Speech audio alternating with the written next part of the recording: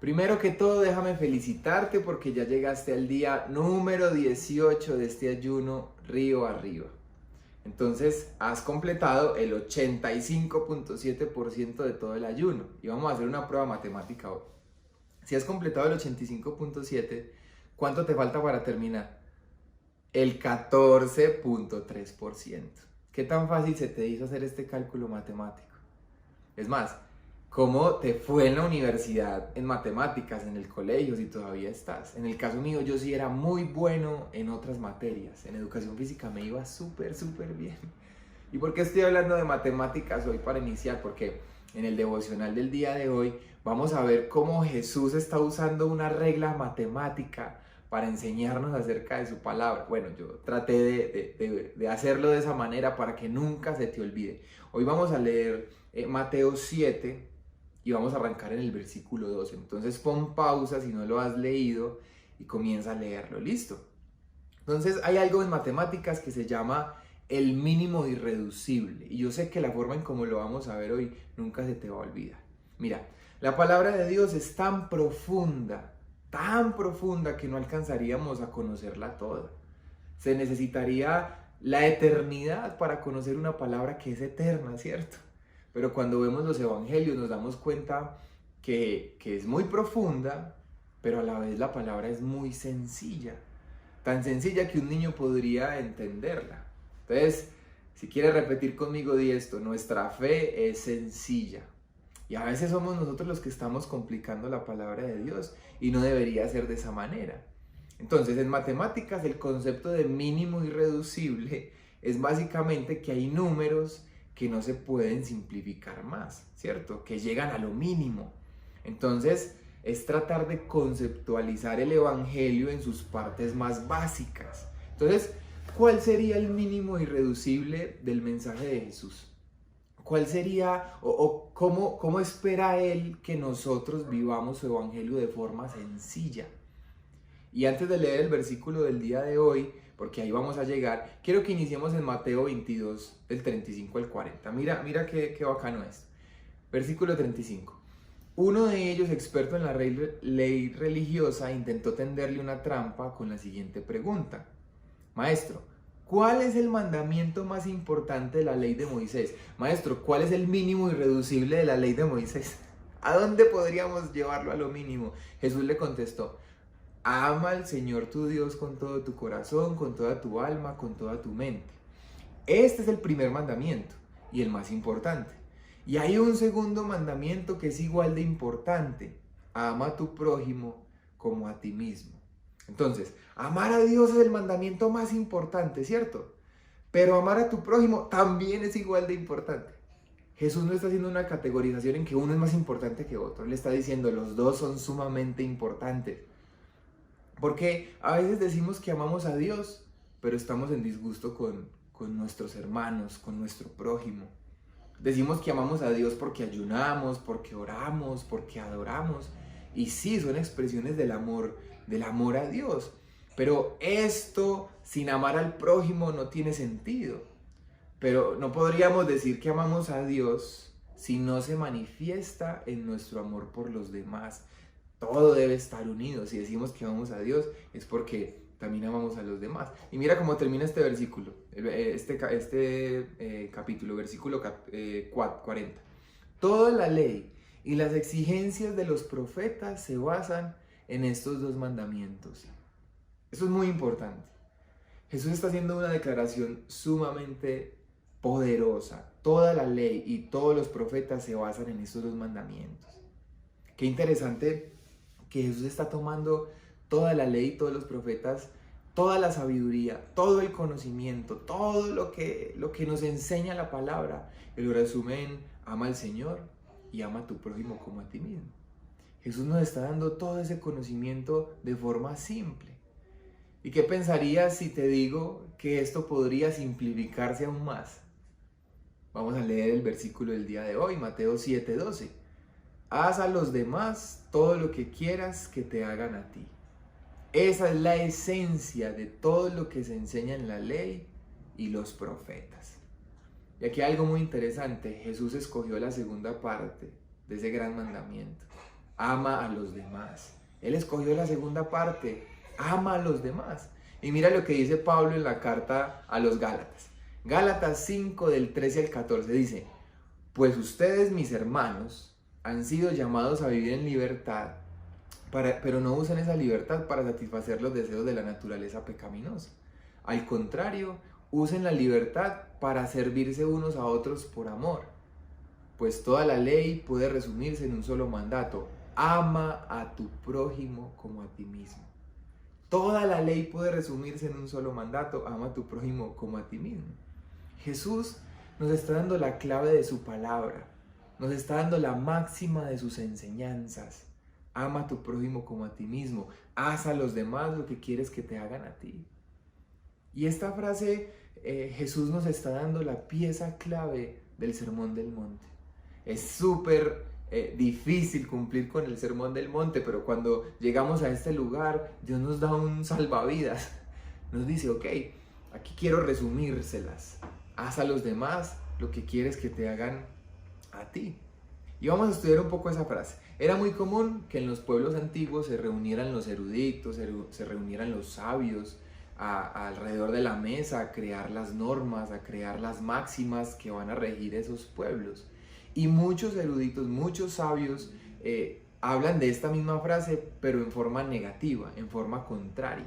Mira, por ejemplo, lo que dice un rabí judío en el Talmud. Dice así: lo que no te gustaría que te hicieran, no se lo hagas a nadie. Eso es toda la ley y lo demás es sino comentario. Otro, Confucio, Don Confucio, dice: no hagas a otros lo que no quieras que te hagan a ti. Don Sócrates también aparece diciendo, el filósofo griego, dice: no hagáis a otros lo que os irrita cuando lo experimentáis a manos de otras personas. Alejandro Severo, un emperador romano, tenía grabado en su palacio esta insignia que decía: lo que no quieras que se te haga, no se lo hagas a otro. Entonces todas estas frases están citadas en forma negativa, ¿cierto? Todos estos pensamientos están citados en forma pasiva, en forma de yo no hago nada para que no me hagan a mí, ¿cierto? Y así es muy fácil. A veces, ¿cuántas personas hemos escuchado decir, o aún nosotros mismos, es que yo no me meto con nadie para que nadie se meta conmigo? O a veces decimos de tal persona, él es tan buena persona que es que él no se mete con nadie. Y esa forma es una forma pasiva, es una forma apática, nos hace estar alejados. Pero ahora vemos cómo Jesús usa ese mismo término, usa esa misma expresión, pero de forma positiva. Él nos está llamando a la acción, a la actividad. Jesús está haciendo esa invitación. No es solo una sugerencia no hacer lo malo, es una invitación a hacer lo bueno, es iniciar una acción de amar al prójimo. Entonces nos dice que hagamos el bien a los demás antes que ellos lo hagan con nosotros. Él quiere que tú y yo hagamos lo bueno a nuestro prójimo. ¿Y quién es nuestro prójimo? Me puse a investigar sobre esta palabra prójimo y viene del griego perisco, que significa próximo. Entonces, ¿quién es nuestro próximo?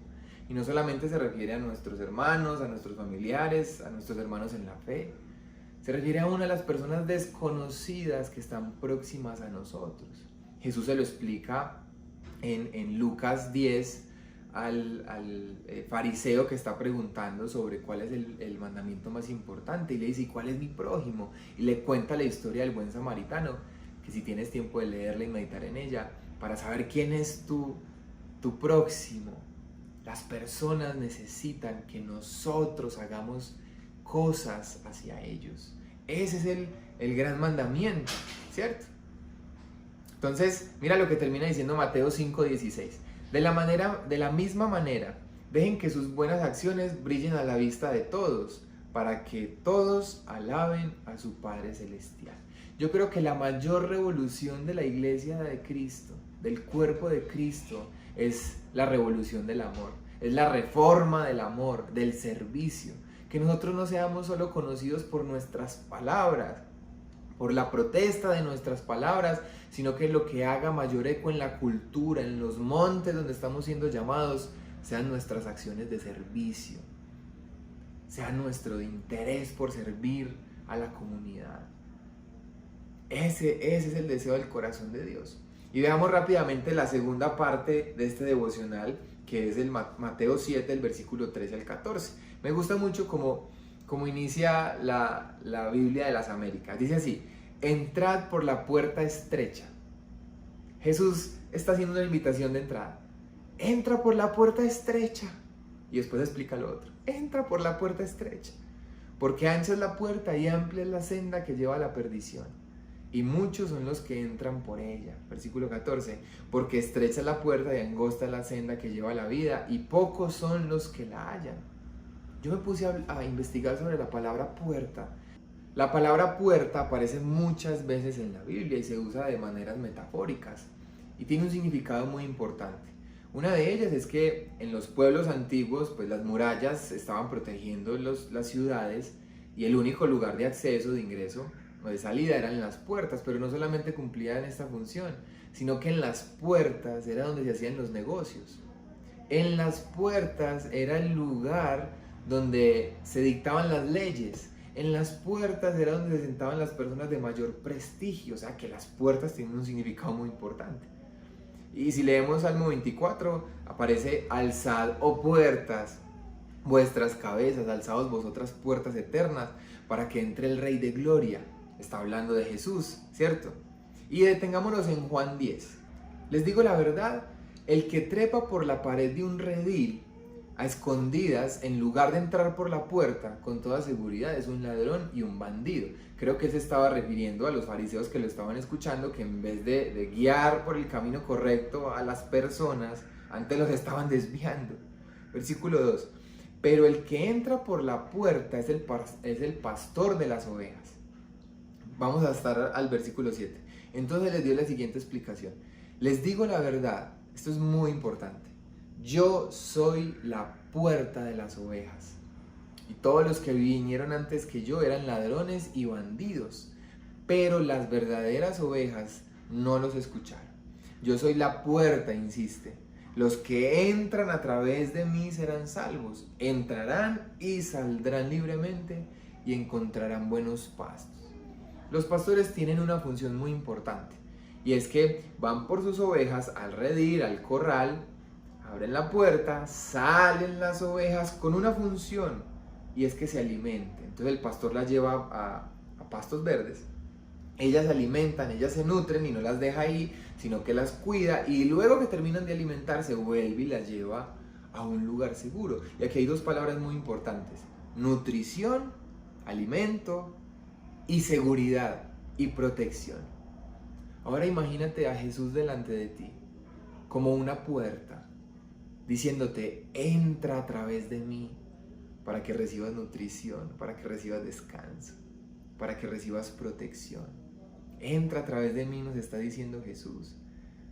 Pero esa puerta es una puerta angosta, ¿cierto? Lo que dice en el siguiente versículo de Mateo 7:13. Y cuando hablaba y meditaba sobre el tema de la puerta angosta, me acordé que hace mucho tiempo estaba trabajando en un restaurante, y el restaurante era muy grande, la barra donde se hacían los jugos era muy grande, y recuerdo que para entrar a la cocina era muy pequeño, entonces la puerta era muy angosta. Entonces a veces yo tenía las bandejas en mi mano, iba a entrar y me acordaba que la puerta era muy pequeña, entonces me tocaba soltar una bandeja, girar la otra y meterme a la cocina. Y lo mismo para salir con muchos platos. Y ese era el problema que teníamos allí, que la puerta era muy angosta. Y Dios me habló a través de ese pensamiento. Y es que a través de una puerta angosta no se puede entrar con muchas cosas. Muchos judíos que no creyeron en Jesús no pudieron entrar por la puerta angosta porque estaban llenos de religiosidad, porque querían entrar con todas sus leyes y no podían entrar por la puerta angosta.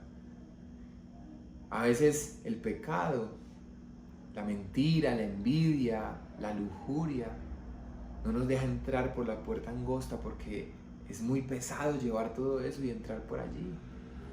Hay cosas que no nos dejan entrar, o no podemos entrar por la puerta angosta lleno de bolsas de dinero, porque nuestro dinero no nos va a salvar, o la falta de perdón, de resentimiento. Son maletas muy grandes que no caben por la puerta.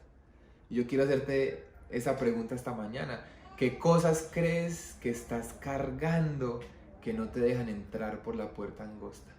¿Qué cosas hay en tu vida que no te dejan entrar por la puerta angosta? Ahora hay otra puerta, y es una puerta ancha, es una puerta grande, y quizás es una puerta más fácil de entrar. Una puerta que parece placentera, donde no hay incomodidades, donde todo es un deleite. Pero luego que las personas deciden entrar por esa puerta ancha, lo que van a encontrar al otro lado es desdicha, desilusión y muerte. Todos los días debemos escoger la puerta angosta. Imagínate cuando estés en momentos difíciles donde quieras escoger lo que no es el camino correcto. Imagínate a Jesús como una puerta abierta con sus brazos abiertos diciéndote entra por la puerta angosta. Cada mañana que te levantes, decide entrar por la puerta angosta. Y cuando entres por la puerta vas a encontrar descanso, nutrición, vas a encontrar seguridad. Y yo oro esto sobre tu vida, que puedas encontrar en Jesús la puerta eterna, toda tu seguridad y todo tu descanso y toda tu nutrición. En el nombre de Jesús. Amén.